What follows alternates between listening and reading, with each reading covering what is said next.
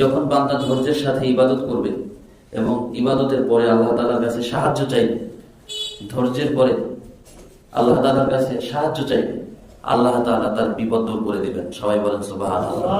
হাদিসের মধ্যে আসছে, বুখারী শরীফের ভিতরে, বনী ইসরাইলের 3 জন ব্যক্তি সফরে বের হয়েছে। সফরে বের হলে হঠাৎ করে পথিমধ্যে ঝড় বৃষ্টি শুরু হয়ে গেছে। তারা নিজেদেরকে হেফাজতের জন্য একটা পাহাড়ের গর্তের মধ্যে আশ্রয় নেয়, যাতে করে ঝড় বৃষ্টি গাছপালা ভেঙে তাদের উপরে না পড়ে। যখন 3 জন ব্যক্তি ওই গুহার মধ্যে প্রবেশ করলো, উপর থেকে একটা বড় পাথর এসে গুহার মুখটা বন্ধ করে দিল। পাথরটা এত ভারী, ওই 3 জন মিলে ঠেলাঠেলি করেও পাথর সরাতে পারে না। আর পাথরটা এত বড় যে গুহার সম্পূর্ণ মুখটা আটকে গেছে, কোনো আলো বাতাস তার মধ্যে প্রবেশ করে না। তো এখন গর্তের মধ্যে ভয় লাগে নাকি আনন্দ লাগে? একটু জোরে বলেন। কারণ গর্তের মধ্যে সাপ, বিচ্ছু, বিভিন্ন পোকামাকড় থাকতে পারে, জন্তু থাকতে পারে। যেখানে মানুষ যাইতে পারে বড় গর্ত, সেখানে তো হিংস্র পশু থাকা, হিংস্র জন্তু জানোয়ার থাকাটা স্বাভাবিক, কি বলেন ঠিক না? তো তারা ভয় পাচ্ছে, কোনো আলো নাই, আর পাথরটা এত ভারী, 3 জন মিলে ঠেলে তাও সে পাথর সরে না। এখন খুব চিন্তা পড়ে গেছে, কিভাবে এই পাথর সরানো যায়, কিভাবে গুহা থেকে বের হওয়া যায়। এখন 3 জন ব্যক্তি নিজেরা নিজেদের মধ্যে আলোচনা করছে যে দেখো, তোমাদের জীবনের সবচাইতে ভালো কোনো আমল যেটা ধৈর্যের সাথে হয়েছে, আল্লাহ সন্তুষ্টির জন্য হয়েছে, এমন কিছু আমল আছে কিনা? যদি সেই আমল থাকে, সেই আমলের বদৌলতে আল্লাহ তাআলা আজকে আমাদের এই বিপদ থেকে উদ্ধার করতে পারেন, এছাড়া আর কেউ উদ্ধার করতে পারবে না। জোরে বলেন কথা ঠিক কিনা? কারণ কোনো মানুষ জানে না যে তারা গুহার মধ্যে, আর ওই গুহার মধ্যে তারা 3 জন আছে, এটা কেউ জানে না। আর কেউ আসলেও যে তাদের বের করতে পারবে এমনও নিশ্চয়তা নাই। এখন প্রথম নম্বর ব্যক্তি আল্লাহ তাআলার কাছে দোয়া করছে, আল্লাহ, আমার বাড়িতে সন্তান ছিল, স্ত্রী পরিজন ছিল, আমার বাড়িতে কিছু মেষ ছিল, কিছু বকরি ছিল, সেই বকরিগুলো সকালবেলায় আমি বাড়ি থেকে নিয়ে বের করি, মাঠে সারাদিন খাবার খাওয়াই, সন্ধ্যাবেলায় সেগুলো নিয়ে আমি বাড়িতে ফিরি। বাড়িতে ফেরার পরে সেই বকরির থেকে, মেষ থেকে আমি দুধ দহন করার পর আমার স্ত্রীকে আমি দেই না, আমার ছোট ছোট বাচ্চারা, আমি তাদেরকে কোনো দুধ দেই না। তারা কান্নাকাটি করে দুধ খাওয়ার জন্য, কিন্তু আমি তাদেরকে এক ফোঁটা দুধ দেই না। আমি সর্বপ্রথম আমার মাকে আর আমার বাবাকে এই দুধটা দহন করে নিয়ে জাল দিয়ে তাকে খাইতে দেই।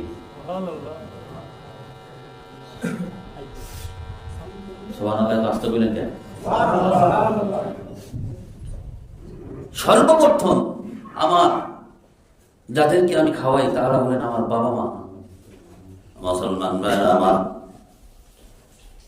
ওই ব্যক্তি দোয়া করে, আল্লাহ, আমার ছোট বাচ্চারা আছে, কিন্তু সেই বাচ্চাকে আমি খাইতে দেই না, আমার স্ত্রীকে আগে আমি খাওয়াই না, কাউকে আমি আগে খাওয়াই না। দুধটা দহন করার পরে এটাকে জাল দিয়ে সর্বপ্রথম আমার বাবা মাকে আমি আল্লাহ খাওয়াই। খেদমতে মা দরবেদার কুন সুবহান, তাকে বাসি দরদ আলম নে কোনান। খেদমতে মা দরবেদার কুন ইখতিয়ার, তাকে বাসি দরদ আলম বখতিয়ার। সর্বপ্রথম আমার বাবাকে খাওয়াই, সর্বপ্রথম আমার মাকে খাওয়াই, এছাড়া আমি কাউকে খেতে দেই না। আমার বাবা আমার মা খাওয়ার পরে অবশিষ্ট যদি কোনো দুধ থাকে, এই দুধটুকু আমি আমার সন্তানদেরকে খাওয়াই, এরপরে আমার স্ত্রীকে খাইতে দেই, এরপরে সর্বশেষে আমি পান করি। আল্লাহ গো, যদি এই কাজটা তোমার কাছে ভালো লাগে, আমরা আজকে বিপদে পড়েছি, এই বিপদ থেকে তুমি ছাড়া আর কেউ উদ্ধার করার মালিক নাই, তুমি আমাদেরকে এই বিপদ থেকে বাঁচিয়ে দাও। দোয়া করার সঙ্গে সঙ্গে পাথরের অল্প একটু মুখ খুলে গেছে। সবাই বলে আল্লাহ তাআলার কাছে ইবাদতটা পছন্দ ছিল, যেহেতু বাবা মার খেদমত করলে আল্লাহ খুশি হয়। কে বলেন, কে খুশি হয়? কিন্তু আমাদের সমাজে বাবা মা থাকলে আমরা খুশি হতে চাই না। বৃদ্ধ বাবা মা থাকলে বোঝা মনে করি, বৃদ্ধ বাবা মাকে খাওয়ানোটাকে একটা কষ্টের বিষয় মনে করি। কিন্তু না, বাবা মার খেদমত করলে খুশি হয় কে? একটু আওয়াজ দিয়ে বলেন, কে খুশি হয়? আল্লাহ খুশি হয়। বাবা মা থাকলে সেই ঘরের মধ্যে বরকত থাকে। বাবা হলো গাছের মতো, বাবা হলো গাছের মতো, গাছ যেমন তার নিচে আর ওই ব্যক্তিদেরকে ছায়া প্রদান করে, গাছ যেমন তার নিচে যারা বসে তাদেরকে ছায়া দেয়, বাবা মাও সন্তানদেরকে ছায়ার মতো তাদেরকে হেল্প করে, তাদের সাহায্য করে। জোরে বলেন কথা ঠিক কি ঠিক না? অনেকে চিন্তা করে যে বাবা মা বৃদ্ধ হয়ে গেছে, তারা তো কোনো উপকারে আসে না, বরং তাদের পিছনে আমাদের শুধু খরচ হয়, এই টাকা পয়সা খরচ, এই খাবার খরচ, এই ওষুধের খরচ, এই ইত্যাদি ইত্যাদি খরচ হতেই আছে। যদিও খরচ হয়, কিন্তু আল্লাহর বরকত সেখানে আসে না নাই? জোরে বলেন আসে না নাই? গাছ বৃদ্ধ হয়ে গেলে ফল হয় না, ফুল হয় না, ঠিক আছে, কিন্তু ওই গাছ দিয়ে কিন্তু লাকড়ি হয়। কি বলেন? লাকড়ি হয় না, ফুল হয় না, গাছ হয় না, ফুল হয় না, ফল হয় না। ওই গাছটা কিন্তু আর কিছু না দিলেও ছায়া কিন্তু দেবে, শান্তি দেবে। জোরে বলেন কথা ঠিক কি ঠিক না? এই জন্য বাবা মাকে বোঝা মনে করা যাবে না, ঠিক আছে তো ইনশাআল্লাহ? বাবা মাকে বোঝা মনে করা যাবে না। বাবা মা হচ্ছে রহমান। আল্লাহ পাক দোয়া শিখাই দিয়েছেন, ছোটবেলায় যেমন তোমার বাবা মা তোমাকে লালন পালন করছে, তারা যখন বৃদ্ধ হবে তখন এই বৃদ্ধ বয়সে সন্তানেরও দায়িত্ব হবে তোমাকে যেমন কোলে নিয়ে পিঠে নিয়ে তোমাকে লালন পালন করছে, তোমার বাবা মাকেও বৃদ্ধ বয়সে লালন পালন করতে হবে। জোরে বলেন কথা ঠিক কি ঠিক না? মুসলমান আমার দ্বিতীয় ব্যক্তি আল্লাহর কাছে দোয়া করছে, আল্লাহ আমরা বড় বিপদে পড়ে গেছি, এই পাহাড়ের গর্তের মধ্যে আমরা আটকে গেছি গো মাওলা। একজন ব্যক্তি তো দোয়া করলেন, দোয়ার বদলে তুমি কিছুটা পাহাড় পাথর সরিয়ে দিলে। আল্লাহ আমার জীবনে একটা আমল আছে, যে আমলটা তোমার কাছে পেশ করতে চাই। আমি যখন যুবক ছিলাম, আমার একটা চাচাতো বোন ছিল, সেই চাচাতো বোনের প্রতি আমি অনেক আসক্ত ছিলাম। আমি আমার চাচাতো বোনকে আমার সঙ্গে কুচরিত্র অর্থাৎ তার সঙ্গে জিনার জন্য আমি তাকে আহ্বান করলাম, কিন্তু ওই সময় আমার চাচাতো বোনটা আমার আহ্বানে সাড়া দিল না। 2 বছর পর যখন দুর্ভিক্ষ দেখা দিল, ওই চাচাতো বোনের বাবা যখন মারা গেল, তখন তার খাদ্য, তখন তার বাসস্থান অনিশ্চিত হয়ে পড়ল। তখন ক্ষুধার তাড়নায়, অভাবের তাড়নায় আমার কাছে এসে কিছু স্বর্ণ মুদ্রা আহ্বান করলো, চাইল।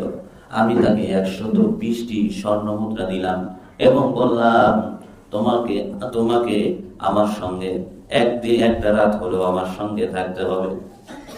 ওই বোনটা রাজি হইল, ক্ষুধার তাড়নায়, অভাবের তাড়নায় সে রাজি হলো। রাজি হওয়ার পরে যখন রাতের বেলায় সে আসার পরে যখন দরজাটা বন্ধ হয়েছে, দরজা বন্ধ হওয়ার সাথে সাথে তখন ওই বোনটা বলছে, হে আমার ভাই, ইয়া আখি ইত্তাকিল্লাহ, হে আমার ভাই, তুমি আল্লাহকে ভয় করো। কাকে ভয় করো? একটু জোরে বলেন, কাকে? আল্লাহকে ভয় করো।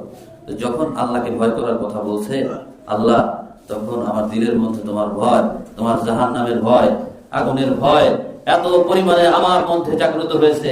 আমি ওই বোনের সঙ্গে তো কোনো ধরনের খারাপ আচরণ করলামই না, বরঞ্চ তাকে আরো কিছু স্বর্ণ মুদ্রা দিয়ে আমি পাঠিয়ে দিলাম। বললাম, বোন, যদি তোমার প্রয়োজন হয় তুমি আবার আইসো, আবার কিছু আমার থেকে নিয়ে যাও। এই কথা বলে পাঠিয়ে দিলাম। আল্লাহ, এই কাজটা যদি তোমার জন্য আমি করে থাকি, তোমাকে ভয় করে যদি আমি করে থাকি, আজকে আমরা বিপদে পড়েছি, এই বিপদ থেকে তুমি আমাদেরকে উদ্ধার করো। দোয়া করতে দেরি, একটু পাথরের একটু সরতে দেরি না। পাথর অর্ধেকটা খুলে গেছে, অর্ধেকটা যখন খুলে গেছে, অর্ধেকটা সরে গেছে, তখন আলো আসা শুরু হয়েছে। বাইরের থেকে আলো প্রবেশ করে গুহার মধ্যে। সবাই বলেন সুবহানাল্লাহ। এখনো বের হওয়ার মতো পরিবেশ হয়নি, বের হওয়া যাচ্ছে না।